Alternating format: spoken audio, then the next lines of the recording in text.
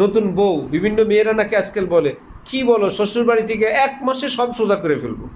শাশুড়ি তো বসে আছে, বউ কি বলো আসুক, 1 মাসে বউ সোজা করে ফেলবো।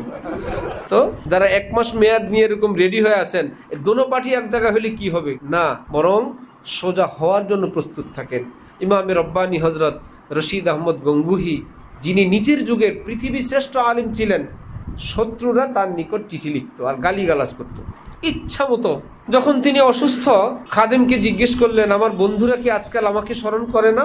খাদেম হজরত মাওলানা ইয়াহিয়া কান্দলুবি, শেখুল হাদিস জাকারিয়া সাহেব রহমতুল্লাহি আলাইহির বাবা, বললেন, হজরত এত নিকৃষ্ট ভাষায় লেখে, আপনাকে শোনানোর মতো না। তিনি বললেন, আরে ভাই, তোমরা তো আমার ভক্ত, আমার প্রশংসা গেয়ে বেড়াও, তোমাদের দৃষ্টিতে আমার কোনো ভুল বিচ্যুতি নজরে পড়বে না। হইতে পারে তারা আমাকে থেকে দূরে থাকে, আমাকে পছন্দ করে না, তাদের চোখে আমার কোনো বাস্তব ত্রুটি পড়তে পারে, সেটা যদি চিঠিতে লেখে, আমার তো সেটা ইসলাহ করা দরকার। এই ভুল নিয়ে তো আমি রশিদ আহমদ কবরে যেতে চাই না। অবশ্যই চিঠি শুনাইবা, হাজার গালিগালাজের মধ্যেও যদি কোনো সংশোধনের উপযুক্ত কোনো বিষয় থাকে, আমি প্রস্তুত, আমি সেটা থেকে তওবা করব।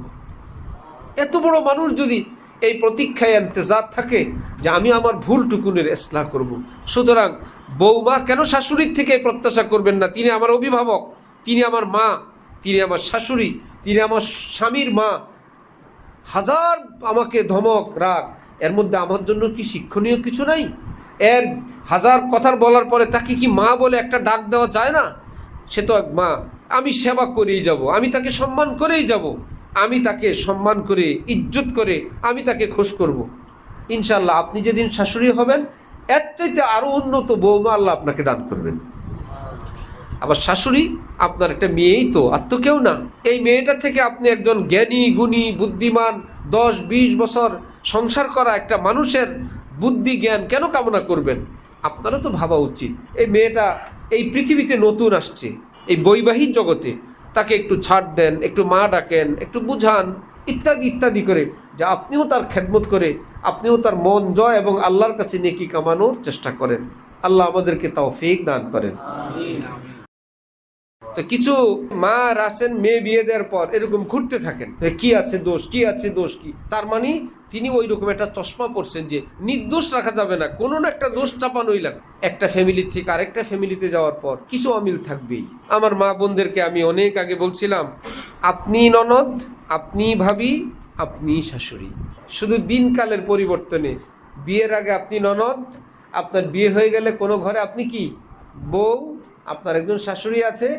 কিছুদিন পর আপনি হয়ে যাবেন শাশুড়ি, আপনার তখন একজন বউ থাকবে। একই পাঠ, একই ব্যক্তির, শুধু মেয়াদকালে আপনার নতুন নতুন নাম। সুতরাং মুখ খুলে বলবেন না আপনি ভাবিরা বহুত খারাপ, আপনি ভাবি হতে চলছেন। আপনি বউ হলে বলবেন না শাশুড়িরা বহুত খারাপ, আপনি শাশুড়ি হতে চলছেন। আপনি আজকে শাশুড়ি হয়ে বলবেন না বউরা খারাপ, আপনিও বউ ছিলেন। ভাবি হলে বলবেন না ননদ খারাপ, আপনিও ননদ ছিলেন কিংবা আছেন। আপনি সব অথবা আপনারাই সব। যেমন সবাইকে নিয়েই বাঁচতে হবে, কেউ আমার মতো না, পৃথিবীর কেউই আমার মতো না। আমার বাপও না, মাও না, ভাই বোনও না, স্বামীও না, ননদ ভাবি শাশুড়ির তো প্রশ্নই আসে না। সবাই নিজের মতো। এই পৃথিবীতে বসবাস করার পদ্ধতি একে অপরকে সম্মান করার, একে অপরের দোষ ত্রুটি লুকিয়ে রাখার, একে অপরের জন্য দোয়া করার, একে অপরের দোষ চর্চা না করে আল্লাহ আল্লাহ করে এই দুনিয়ার থেকে যাওয়ার। আর যদি সমাজের সবাইকে সোজা করতে চান, আপনার মতো তৈরি করতে চান, ফ্যামিলির সবাইকে এরকম যাকে সোজা করতে চান, সেও তো ডিউটিতে আছে আপনাকে তার মতো বানানোর জন্য।